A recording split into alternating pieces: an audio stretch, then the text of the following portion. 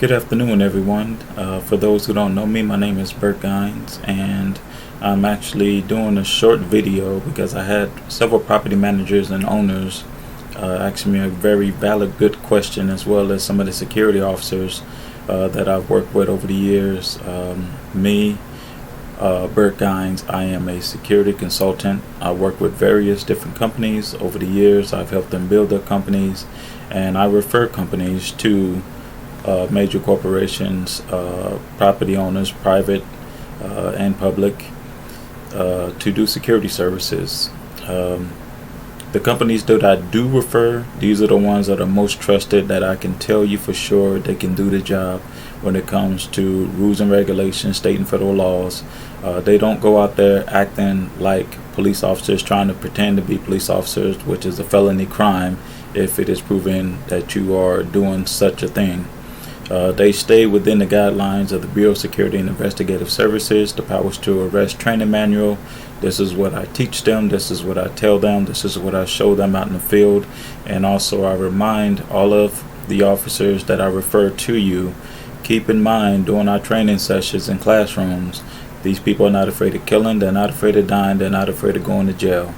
And there's multiple people out there at any given moment that are unpredictable.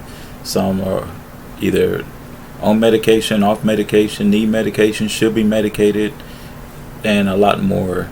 And our job is to be prepared to deal with these situations if they were to arise at any given moment, which can be a split second. 1 minute everything's fine, and 5 minutes later, who knows who or what or why you may come across, or it may come your way, that you're going to have to engage and put a stop to. The companies that I will refer to any property owner are those who are willing to meet your standards, your budget, and meet your needs. I've asked a lot of owners out there, you have a guard, but do you have security? There's a big difference in, my words. You have a guard, but do you have security? Is he capable of understanding what other people don't understand? Is he capable of understanding what I'm even saying right now? Is he capable of understanding that in the event that there's a major incident, can he rightfully, intelligently, very well trained, sit on a witness stand and testify in a court of law to what he might have saw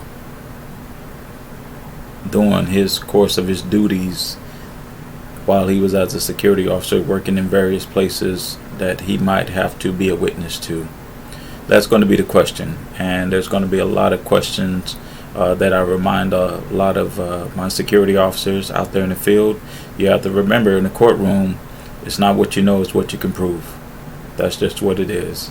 And in the event that you do have to arrest someone, keep in mind, it is the job of the defendant's lawyer to paint the picture that either one, you don't have what it takes, or two, you made a false arrest.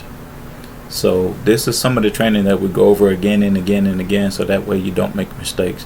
But our job is mostly deterrent. We want to make our presence felt, but also we're here for the community, we're here for our kids, we're here to let them know that there are a lot of positive people out here, especially our young ones, and there are people out there that are older gentlemen, middle age, no matter what the age, that sometimes need someone to talk to.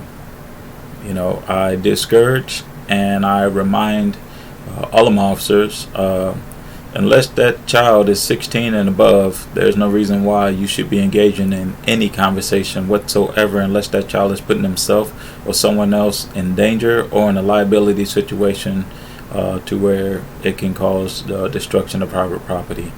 But in the event that there's 16 and over and they're having issues, to try to prevent this individual from taking actions or wanting to do something that they should or should not be doing because they're not in the right state of mind, with anger, we'll try to do the best we can with the knowledge that we know, with the training that we have, to let them know that regardless of anything, there are people who still care about you. There are people who still love you, There are strangers who still love you, just as God would, that you don't even know. So our job is to prepare security officers for your properties. And one thing about Bert, myself, and I know I keep speaking in the third person, is that any company that I refer to you and their officers, I will be directly involved to make sure that you are happy. I will be giving you a call just to make sure everything is on the up and up and that they have the right training. My job is to also make sure that the officers understand that our job is communication with the community. We're not there to be their friends. But we're there to let them know that we are part of the community. It's just another form of community watch. Once everybody knows each other's names, knows who lives there, who doesn't, who's the visitors, who family members, who comes and go, keep an eye on cars, repeat cars. This is part of our job because the renters and the owners pay our salary. And again, I remind every security officer, the people that live here, the people that shop here, the people that own these businesses and these items pay our salaries. We work for them. Our job is to make sure that the problematic people no more loitering, no more hanging out. We have to very politely ask them in a very intelligent, educated way what the rules and regulations are, and that they would have to go elsewhere. And be very, very careful with your words. And this is what I tell all of my security officers: be very careful with your words and how you state something and say something. Talk right and people talk right back. You get stupid, people will get stupid. That's just the way it goes. If you have something to say, just say what you need to say if they're in violation. If not, just a hi and bye as you pass them through. Keep going, do your job, keep your eyes and ears open, stay alert, because the biggest threat to anyone's safety is not paying attention. Paying attention is the biggest key. It'll keep you safe. It'll keep the residents safe. It'll keep the shoppers safe. It'll keep the world safe if everybody can just actually look out for one another in a very, great big worldwide, neighborhood watch type situation. That would be beautiful to see. But with that said, when I call you, or you get a letter in the mail from Bert Gines recommending that I have the right security company with the right price, that will meet your budget, that will meet your needs, and that will be satisfactory to what it is that you have in mind that you need for your business or your personal property or your personal home. Also, I would remind a lot of property owners, public and private, that if you want to lower your security bill, the way to go now is floodlights and cameras. Floodlights, cameras, and patrols. It can really do the trick. It would take hundreds of thousands of dollars a year off your bills. Now, I understand that there are some situations, some circumstances to where you're going to need that 24-hour armed or unarmed security officer there, but it's also good to invest in the camera system, into the floodlights, and also it helps the security officer as well. That way he knows that anything that he does or have to do, if it is needed to do, it will be justified. And also, if it's only one officer on one particular property for whatever reason, as he's on one side of the property and the crooks are watching him from a distance and they come from another side of the property, he himself can justify that I was not in the wrong for doing my job on one side of the property when the crooks are watching me to get that chance on the other side of the property. With that said, if you have any questions about the security services and the pricing and how I can come and give you a security assessment on how to lower your bill, or if you just want to keep it at the same rate but you want to upgrade with the camera system, the floodlights, a lot of extra security measures, because I've had a lot of property owners, and I agree with you that sometimes you have to watch the watchers, which are the security officers. And I agree 1000%. Yes, absolutely.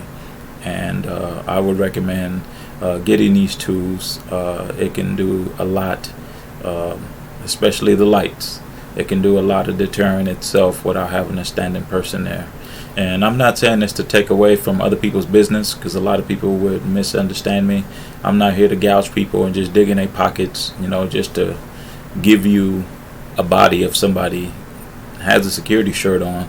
And I go back to the beginning, you got a guard, but do you got security? If something would happen, does this individual even know what they're doing? Do they even have the training to know how to react? To get the situation under control? If there's multiple people and they have to clear out a building, do they have the type of training to clear this building to keep these people calm?